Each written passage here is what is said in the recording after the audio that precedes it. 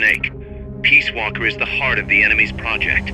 To prevent its completion, you'll need to either shut down or destroy the artificial intelligence that functions as its brain. According to Huey, that AI is now undergoing final calibrations in Strangelove's lab. It's inside a tropical cloud forest. Slip in and terminate that AI before they ship it out.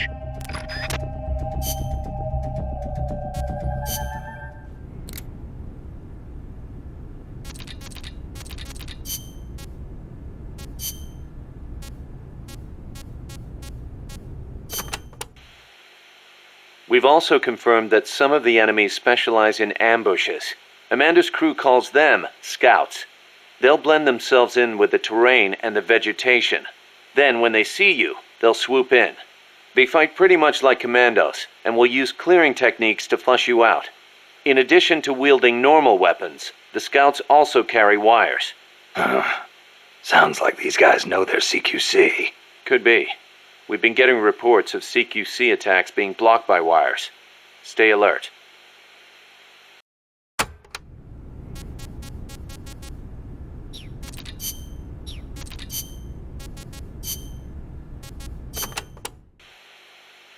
La CIA calls their new toy Peace Walker, eh? Yeah. So? It is an insult to us Nicos. Because of the guy you were talking about. Walker. Si. Although it happened over 100 years ago.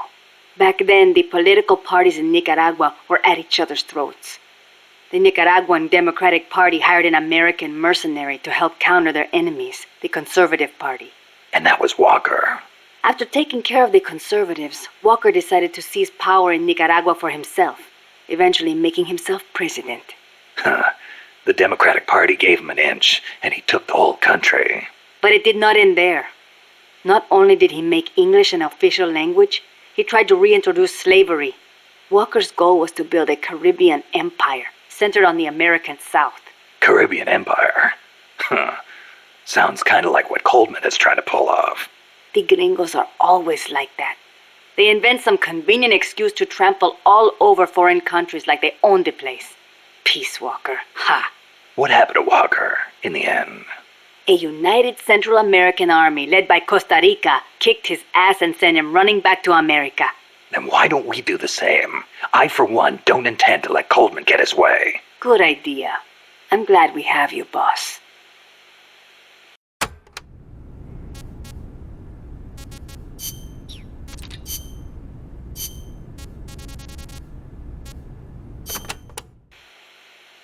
Chico, you know much about cloud forests? Not that much. All I know is there's a world of difference between a rainy rainforest and a foggy cloud forest. But they have some things in common. Like, for instance, you gotta watch out for poison dart frogs. Both rain and cloud forests have high humidity, so they're perfect environments for frogs and other amphibians. I mean, it's not like just touching a strawberry poison dart frog or a dying dart frog is going to kill you, but don't eat them, no matter how hungry you get. I can get all the rations I need from Mother Base. No jungle food for me this time. Seriously? You're not disappointed you don't get to eat wild animals? What do you think I am? Just kidding. In Colombia, though, there's a frog, the golden dart frog, that's lethal to the touch. How do you know all this? Come on. Don't you think poisonous animals are cool? Not if you get poisoned by one. Well, obviously. One more thing. When you get to the forest, be on the lookout for Bigfoot. I think I'll be okay there.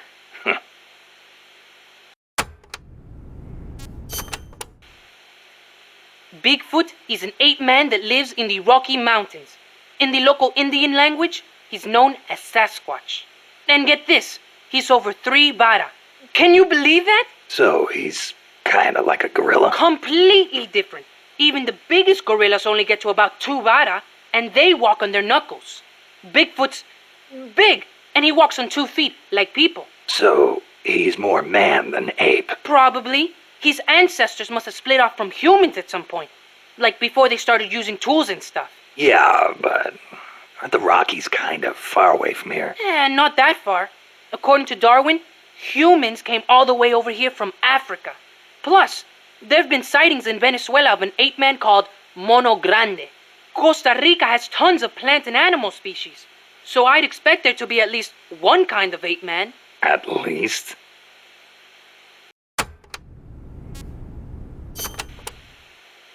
Gotta admit, I've never heard of Mono Grande. Yeah, he's not as famous as Bigfoot. He's similar, but he lives in Venezuela. He's not that big, less than 2 vara, but he's way more ferocious than Bigfoot. Huh. I wonder just how mean he is.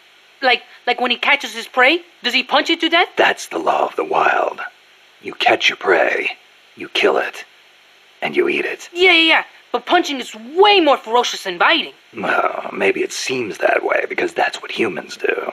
You really love UMAs, don't you, Chico? Do you know what I think?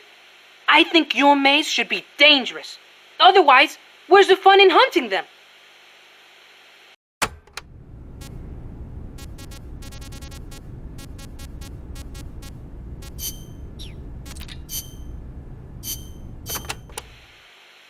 Doc, I'm starting to sense your feelings about nukes are a little different from your colleagues. How do you mean?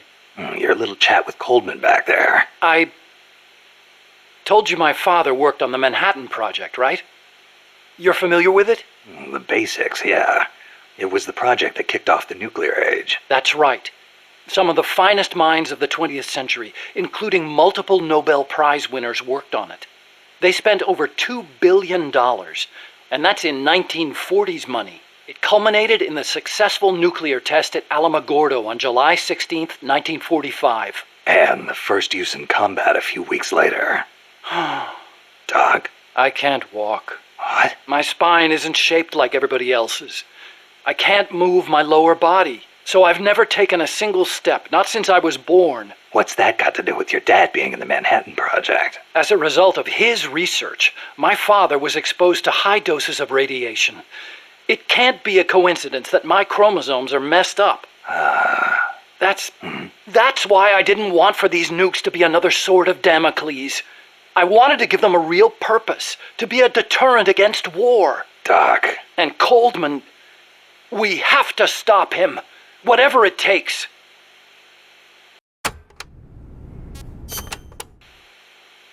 August 6th, 1945, Hiroshima. August 9, Nagasaki. The atom bomb attacks on Japan. My father was married to his work. I don't have a single memory of going places or doing stuff with him on weekends. But even as a kid, I knew on some level that it was for his family. I respected him. My mother used to tell me all the time, "Your father is a brilliant scientist.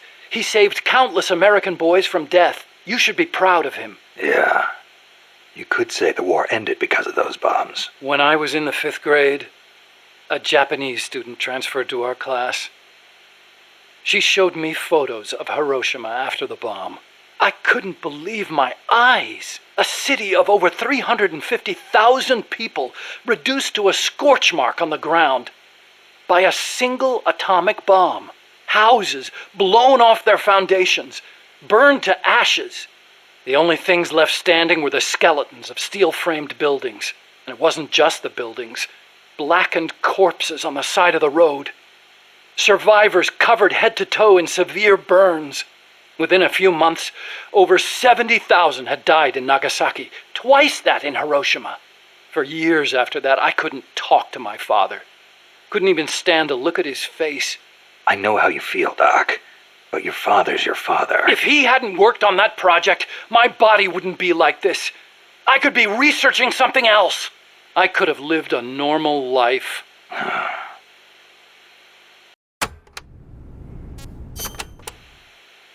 It wasn't so long ago the world stood on the brink of nuclear war. Just over on the other side of the Caribbean. I was 17 at the time. I'd skipped a few grades and was a sophomore at MIT. I remember feeling kind of apathetic about the news that came in every day. It seemed clear to me that as long as they had a grasp of the concept of nuclear deterrence, there was nothing to fear. Either that, or they were fanning that fear on purpose. As a way to secure a bigger defense budget? I can see that. But if that was their plan, it kind of backfired. Because it ushered in the era of détente between East and West. Coldman's really gonna do it this time. Once the nuclear genie is out of the bottle, the yoke of deterrence is going to be meaningless. People will die. Cities will burn. We have to stop him now before it's too late to turn back.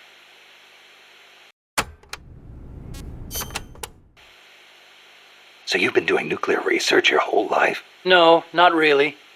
At first, I wanted to be an aerospace engineer. For me, the Sputnik launch was a good shock, not a bad one. I thought the age when science was used for war was over, and that a glorious age of space exploration was dawning. The year I skipped ahead and got into MIT, Gagarin went into orbit, which made me more excited than ever. Of course, even back then, I knew the space race was just another facet of the Cold War. Moscow had a leg up on us, and we were desperate to catch up. I know. But for me, it was a happy time. I joined NASA, got to do the kind of research I loved. Our nation's prestige hinged on our work. They gave us whatever resources we asked for. I knew you could turn a rocket into an ICBM by fitting it with a nuclear warhead, but that didn't bother me so much. It didn't last long, though. The space and nuclear arms races took up enormous sums of money. America beat Russia to the moon, but that's where it ended. Then came détente. Exactly.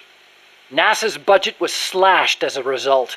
My father being a nuclear expert and all, they put me to work on a more obvious deterrent: missiles. At NASA, I'd been researching a locomotion system for lunar exploration. Tires aren't suited to driving around on the moon, you know.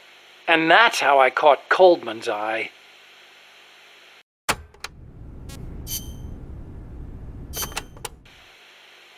Let's speak in hypotheticals for a minute. Say you wanted to make a clone of yourself. A clone? Paramedic had the same idea. It's science fiction. I'm just hypothesizing here. Okay, not a clone then. You have any kids? Nope. Wife? I've never been tied down. Okay then. So, we're still talking hypotheticals. Say you had a son who'd inherited your genes. Someone with the same combat abilities as you. Would you challenge him to a fight? Not to sound cocky, but I wouldn't want to do that. No telling who'd survive. I'll bet. You picked up on the Pupa 5000's combat patterns in seconds. Only with your advice, Doc. Well, if anybody could learn to do it just by listening, it'd be easy.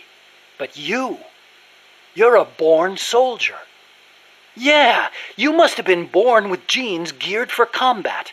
Soldier genes, if you will. Genes geared for combat. I don't care how advanced their research is. You can't blame genes for everything. Blame genes?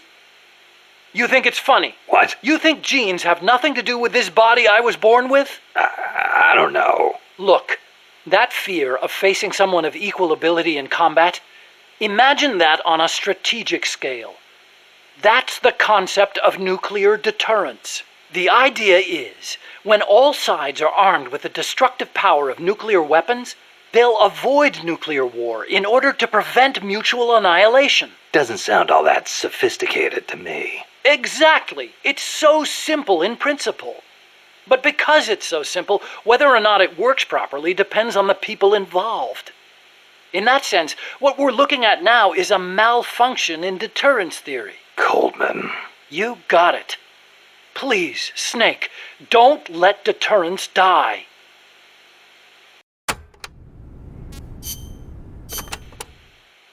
The aim of the Peace Walker Project is to achieve robust nuclear deterrence across Central America by deploying a new nuclear weapon system along the Caribbean coast. Peace Walker is also the name of the system itself. A nuclear weapon named Peace. I can just see the look on Kaz's face. So why exactly does this new system need legs in the first place? Because it's a walker, an unmanned weapon moving under its own power and capable of launching a deterrent strike from anywhere. That's the whole idea behind Peace Walker.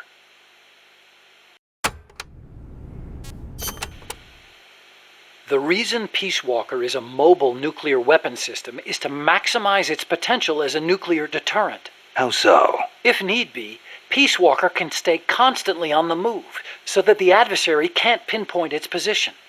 That allows it to avoid preemptive enemy strikes. So you're saying it keeps the retaliation card in play? Coldman likes to brag about it in this way. Like a land-based version of an SSBN. And there's another reason for them to be mobile. Peace Walker also has a self-destruct function.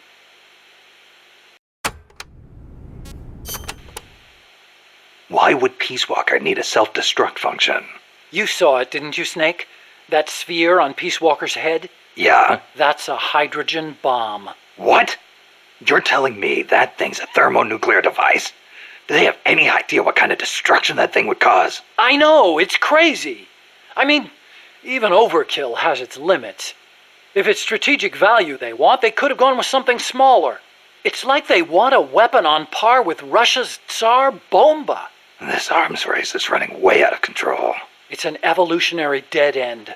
A saber-toothed tiger. You can't load a warhead that big on a missile, of course. And no strategic bomber could carry it. That's where Peace Walker comes in. So, it waltzes into enemy territory carrying a hydrogen bomb and blows itself up. Christ.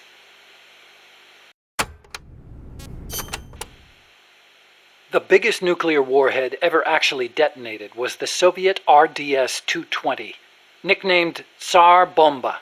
It had an estimated yield of 57 megatons, 10 times as much power as all the explosives used throughout World War II. The test took place on October 30, 1961, above Novaya Zemlya. The explosion is believed to have created a fireball over 2 miles in diameter. Can you believe that? Like a miniature sun. The explosion was seen as far off as Finland, 600 miles away, and some people even reported windows shattering. The shock wave traveled 3 times around the Earth. 3 times? Peace Walker is armed with a massive hydrogen bomb, even more destructive than Tsar Bomba. It can sneak into enemy territory, lie low, and in the event of an enemy nuclear strike, detonate itself in retaliation. And the locomotion system that lets it do that? My research. Snake, those legs were supposed to make my dream come true. Now they're about to jump the fence of nuclear deterrence. You have to stop them. I'll apply all my energy into developing weapons and equipment to help you do it. Sounds like a deal.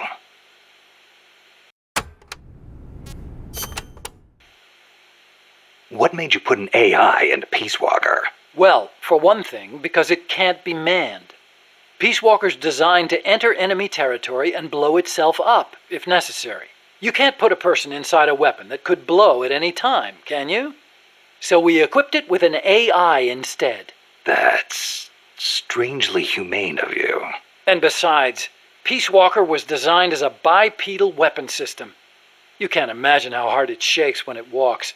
It'd turn a man into mush. Plus, when launching a nuclear missile, it has to perform ballistic calculations in real time. See? Because it's always moving.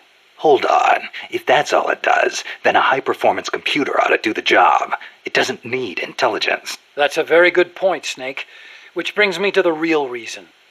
Peace Walker needs AI to make decisions regarding nuclear retaliation. It's what ensures perfectly mutual assured destruction. I've heard all this before. You want a war between machines? We'd never actually launched the first nuke, of course. It's strictly a counterattack system.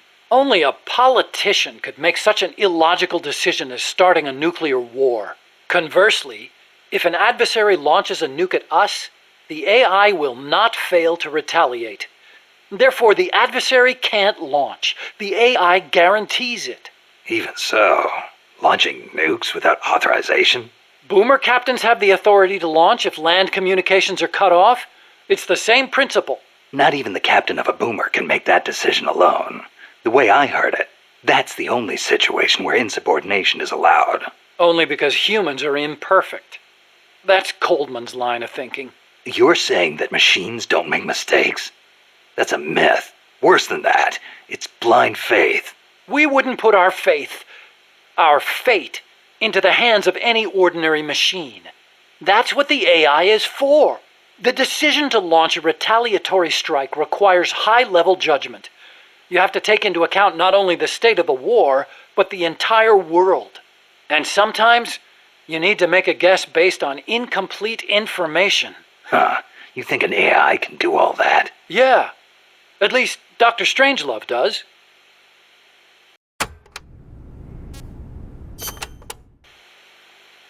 Peace Walker is fitted with several close-range weapons.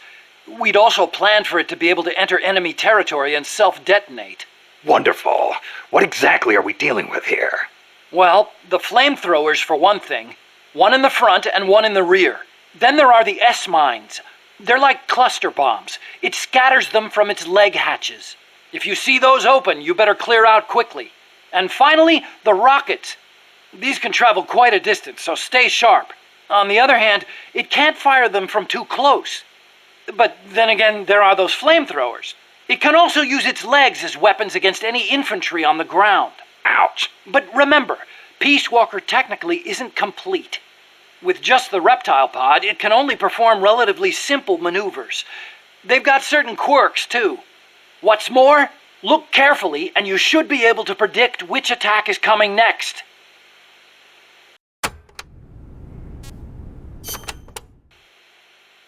Okay, but why does Peace Walker need to walk on two legs? I'd think treads would be good enough. You'd be wrong.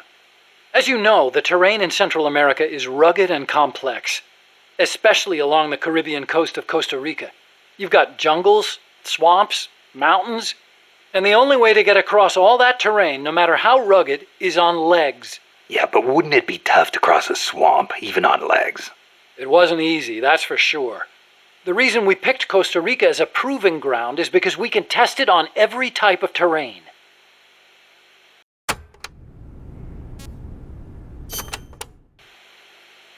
This Peace Walker project the CIA's talking about. You believed in it, huh? Yeah, I believed. Actually, maybe I just wanted to believe. What do you mean? Here's how Coldman explained it. Peace Walker's a weapon for peace. One to ensure true nuclear deterrence.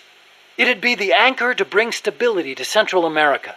He told me, the nuclear weapon system you've built will never be used.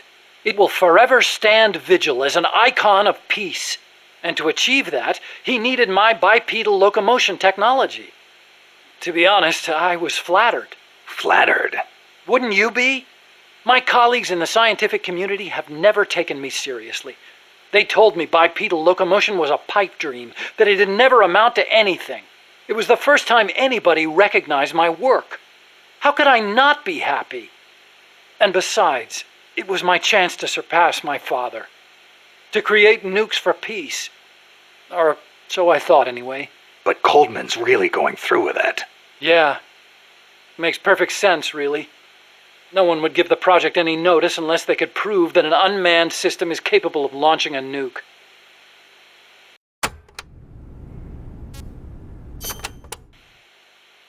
Why is Coldman going to launch a nuke? If all he wants to do is prove the AI retaliation system works, he doesn't need to put a live warhead on it. I agree. He could demonstrate the system by launching the missile alone, without a warhead. I asked him the same thing at first. He said there was no point in using a dummy missile. That it'd take an actual nuclear launch to deter potential enemies. Launching the real deal gives him a leg up in negotiations with Langley. That's what he's really after.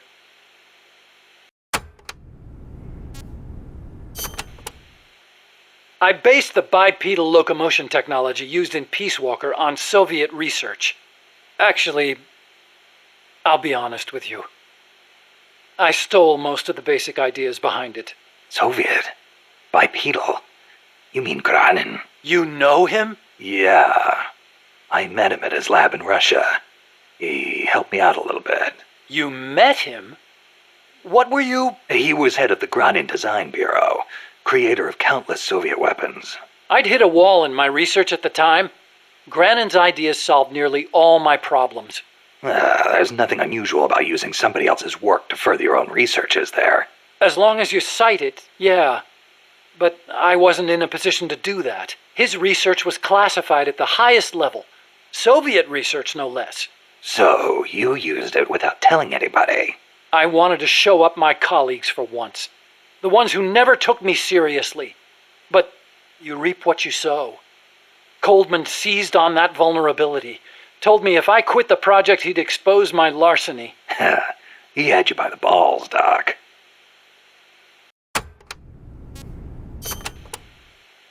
How'd you get your hands on Granin's research? That was also Coldman. He used his agency contacts to get a hold of it. Giving you stolen information, then using it to blackmail you. Damn. I knew it was Gronin's work the minute I saw it. See, I'd been corresponding with him for a while. Corresponding? Letters. Between scientists doing the same kind of research. He always complained that nobody understood his ideas on bipedal locomotion. Ah, so you're the American friend he was talking about. Obviously, he didn't write a word about the technology in his letters, except for one time. If by chance anything should happen to me, I entrust my research to you. Better that than handing it over to these ignorant so-called scientists. Sounds like him, all right. Then one day, his papers actually came. It wasn't hard for me to imagine what had happened to him.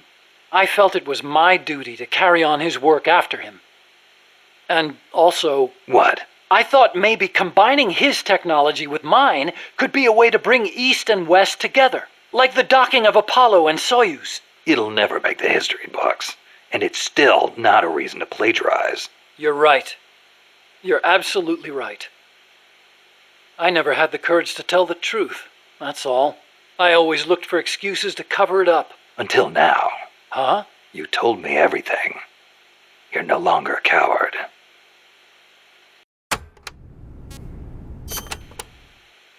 Metal Gear. Huh? What about it? You mumbled that when I first explained about Peace Walker. I'm curious what it meant. Exactly what it says. Metal Gear. Gronin coined the term. Gronin did? He thought of his technology as the metal gear that meshes infantry with artillery. I like the sound of that. Metal Gear. It's got a nice ring to it. Better than an outright lie like Peace Walker, anyway.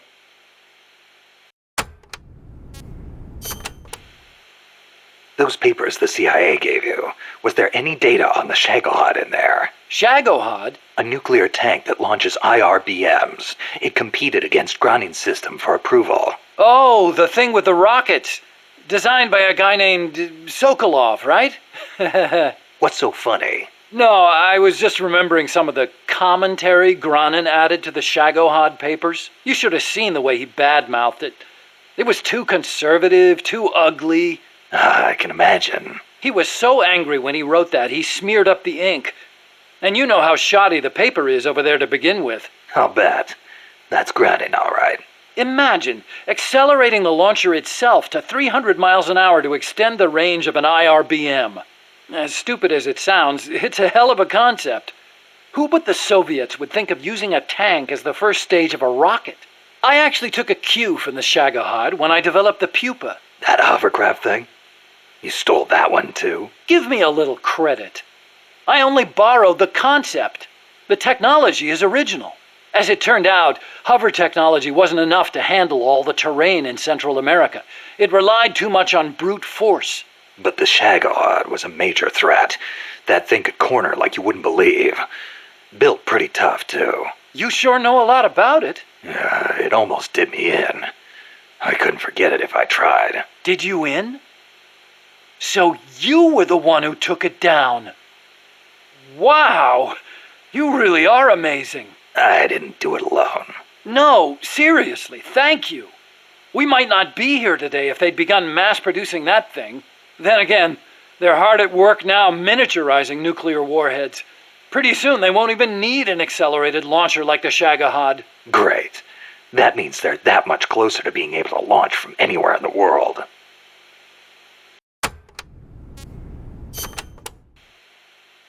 Chico called Peace Walker the Basilisco. Basilisco?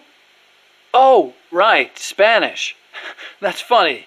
I once used the codename Basilisk for the Peace Walker platform myself. What for? The class of lizards called basilisks can walk atop any type of terrain. In a pinch, they can even stand up on two legs and run across water. Perfect name for a system that can walk anywhere in Central America, right? Plus, there are the legends. What legends? The basilisks of legend were highly venomous creatures. There's a story told by the ancient Romans. A knight slew a basilisk by piercing it with his spear. The creature's poison seeped up the spear and killed both horse and rider. Remind you of anything, Snake? Nuclear deterrence. Bingo. Kill it, and you die along with it. Your hands are bound. I wanted Peace Walker to be like that. You should know that people aren't that rational. Sometimes people do things that don't make sense, even when they know they're going to die. Or maybe it's because of that. Maybe you're right, but that's exactly what I don't understand.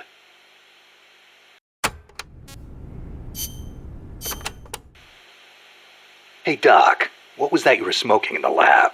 It looked like a cigarette, but it wasn't lit. Oh, it's an electronic cigarette. I designed it myself. Pretty neat, huh? Electronic cigarette. Yep, a liquid in the filter that turns into vapor, and you inhale the microparticles. So that was vapor. I'd actually rather be smoking normal cigarettes, but not in that room. The smoke would wreck the precision equipment in there, ruin all its wiring. But the vapor is just steam. It doesn't contain tar or anything like that. So I can smoke it in the lab with no worries. Nice. Want to try one? Nah, I'll stick with cigars. Yeah, but... I don't like imitations. The real thing's always better. Okay. But you know, sooner or later, smoking's going to become very unfashionable across the world. It hurts you and those around you. Electronic cigarettes might not seem so bad then. Yeah, when that happens, I'll think about it. You said your dad was involved in the Manhattan Project, right? Yeah? And you think that's why you can't walk? I don't know. Actually, you know, probably not. So far, nobody's found evidence that exposure to radiation in parents causes genetic defects in children, except for those exposed in the womb. Epidemiologically speaking, anyway. That's the conclusion of the Atomic Bomb Casualty Commission. Right. The ABCC commenced its study immediately after the war, and it's still ongoing. Even now, 30 years later. The effects of radiation exposure last a long time. I'm guessing it'll be another 10 years before we get a real verdict on whether it affects genes. Granted, it's the most massive study anybody's ever done. But that's really all it is, a study. The ABCC brought in bomb victims and ran tests on them, but they didn't treat them. Really? Them too, huh? At any rate, that's what my father made me believe when I was growing up. Maybe it was tough for your dad to explain. Ever think of that? Yeah, maybe. But this is my problem now, Snake. I have to face the nukes head on, whether I like it or not. My creations are being used for the wrong purposes. The onus is on me to stop it somehow. Help me, Snake.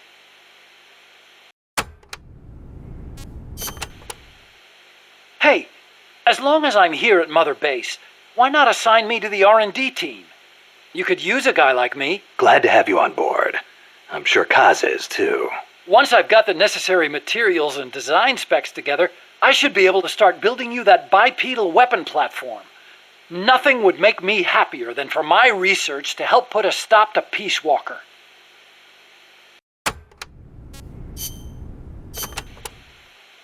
So this Dr. Strangelove was at NASA? Yeah. Well, actually, Strangelove left for DARPA not long after I joined. And then the two of you ended up back together doing research in Costa Rica. Not exactly together. We coordinated on a few things, but the research projects themselves were separate from each other. We had it worked out so that Dr. Strangelove handled the mammal pod, Peace Walker's cerebrum, while I did the rest. That letter, something to do with your research? Huh? No, it's yeah, it's a report. Research findings. Research findings?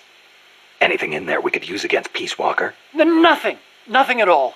Just don't read it, okay? Promise me you won't?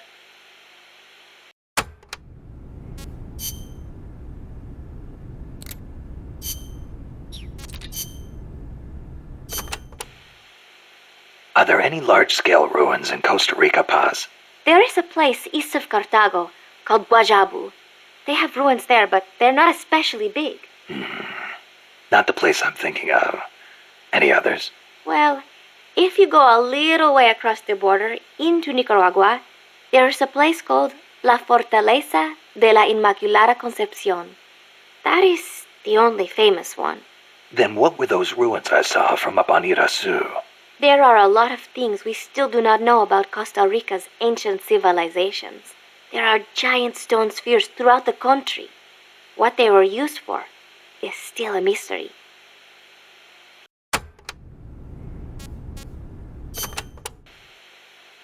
The cloud forests cover the central mountainous region of the country.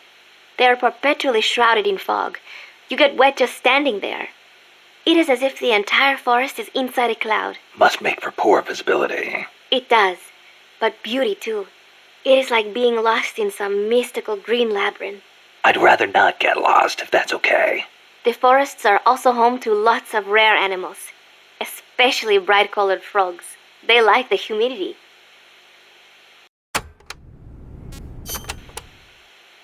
You know that butterfly painted on Peace Walker?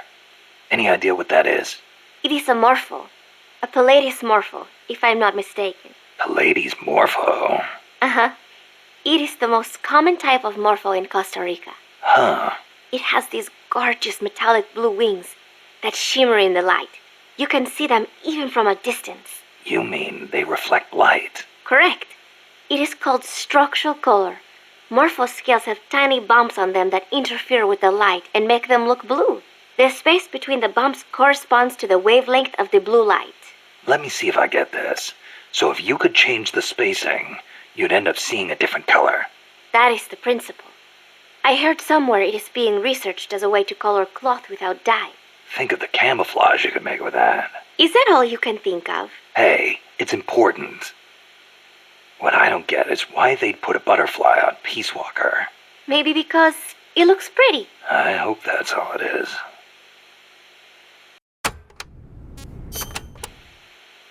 This area is a tropical cloud forest, continually covered in a thick mist. It is quite a mystical place. Selva de la Leche. Forest of milk. I can barely see in front of me. There you go again. The forest is basically sitting in a cloud, so of course it's going to be hard to see. But you know, the cloud forest is the only place many exotic creatures can live. Well, if they're not edible, I'm not interested. Snake, I'll have you know people travel from all around the world to witness Costa Rica's unique fauna.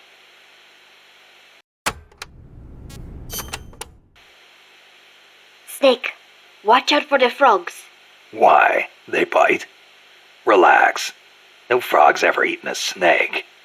Although, I've feasted on a few frog's legs myself. But they are dangerous. They are poisonous. Poisonous? Poison dart frogs live up to their name, I assure you.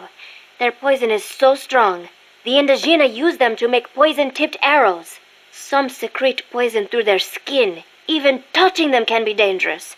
So don't go petting them or anything. So I can't eat one? I am warning you.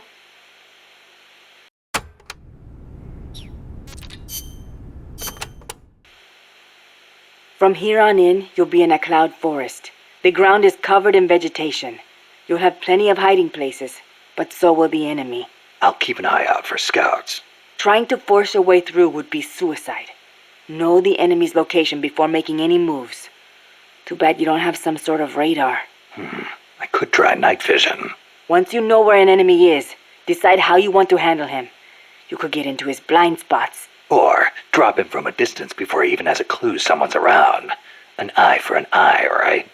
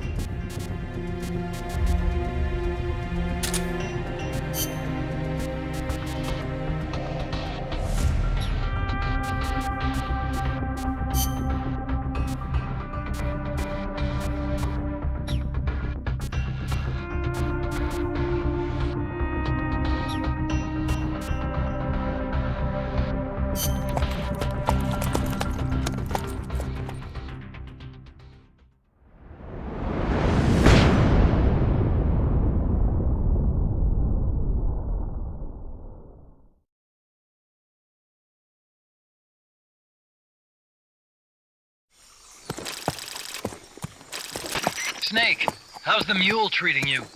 At this pace, I should be there by tomorrow morning. You've got to hurry. The AI could be completed any time now. It'd be nice to have a guide. Already on it. I've enlisted Paz to help you. She knows the jungle pretty well. Snake, I know you are an expert in survival, but you need to stay alert. You are in an ancient jungle so foggy, you can hardly see the trees. It is home to 2,500 species of plants, including 400 types of orchids. There are also 500 species of butterflies and over 400 species of wild birds. The bedrock is solid enough that Mayan ruins have miraculously survived centuries of earthquakes. An AI lab in a Mayan ruin. Who'd have thought, hey, Huey? My sentiments exactly. That doesn't mean security's any less tight, though. You still have the ID card I gave you, don't you? Got it right here. That'll get you through the gate, no problem. After that, you're on your own. As long as the AI remains unassembled, Coldman's plan's on ice. What about security inside the lab? Well, it shouldn't be a problem for you. Strangelove demanded that the security presence inside the lab be kept to a minimum. It's not all good news, Snake. Coldman knows we're here. He's raised security in the area surrounding the lab. You'll be seeing a lot of that Chrysalis UAV, and a bunch of patrol choppers too. There may be scouts in the jungle lying in ambush. As you approach the lab, be extra vigilant. I'll be careful.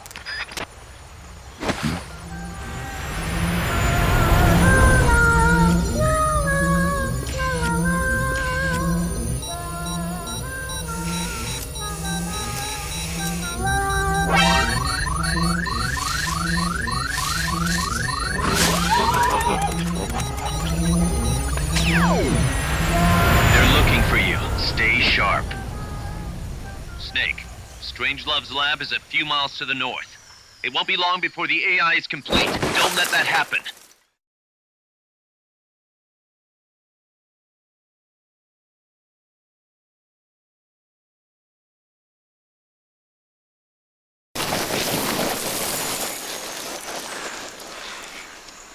Careful. If there's enemy scouts around here, they'll be nearly impossible to see.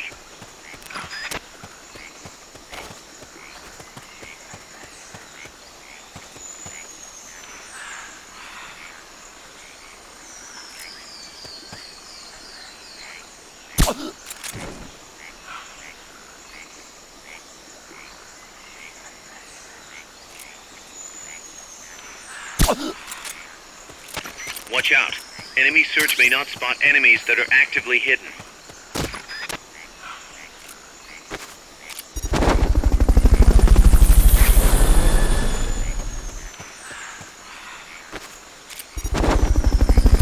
Fulton recovery subject confirmed onboard helicopter. Fulton recovery helicopter is complete.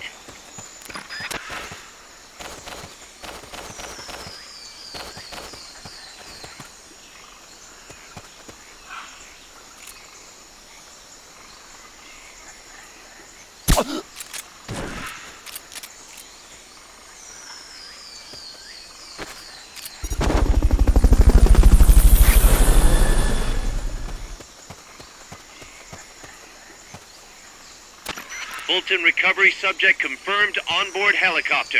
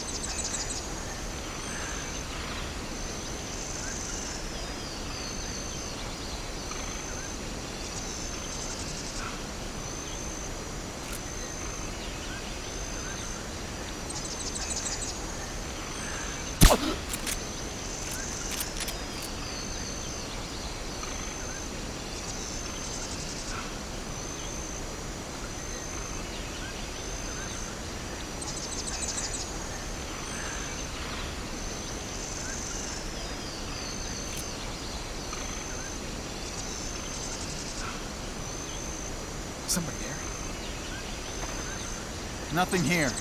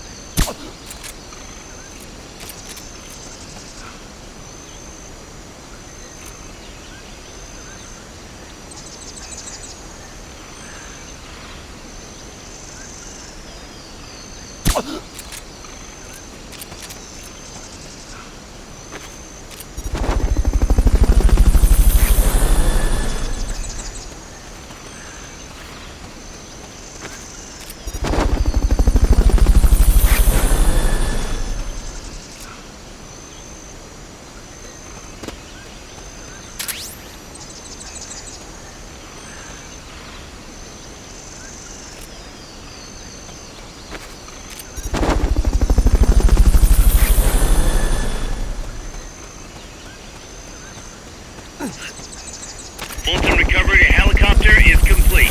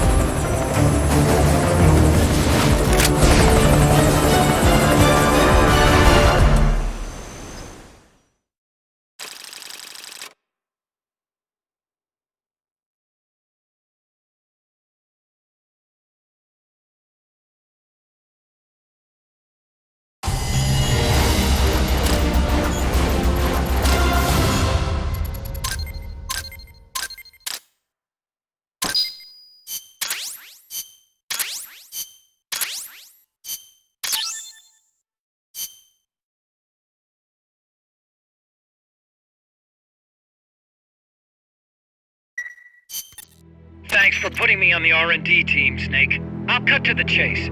We've commenced development on our own bipedal weapon. The only thing is, we don't exactly have easy access to resources here. Yeah. Unfortunately, we don't have the budget of a defense department behind us. I understand. That's why I want to ask you something. If you fight any more AI weapons, could you try to gather as many of their parts as you can? That would really make things go a lot smoother. Again, easier said than done. If anyone could do it, you can, boss. You single-handedly took out the pupa. True. Look, if you're not interested, I can just work with what we have here. I'm not trying to force you to take unnecessary risks. You're the boss around here. All right. No promises. But I'll think about it. Great. Also, each AI weapon has a head part that serves as the core of its armament. Recovering a head part will allow you to use the weapon associated with that part. But those guys won't go down without a fight, so don't get too preoccupied with this stuff. Don't worry. I'm not about to risk my life for a bunch of scrap. I would hope not. One more thing. Our new bipedal weapon needs a name. Good point. We can't keep calling it our bipedal weapon. I had a talk with Miller, and we came up with Metal Gear Zeke. Metal Gear... Zeke? Yep. As you know, Metal Gear was coined by Granin. And Zeke? It's a name the U.S. military gave to Japanese aircraft that flew during World War II. Zeke was the Japanese Navy's best fighter plane. So are you okay with that, Snake? Sure. Fine by me. Miller was saying that an army without borders will need a deterrent against other countries. He's right. With Metal Gear, MSF can achieve true independence. Here's hoping.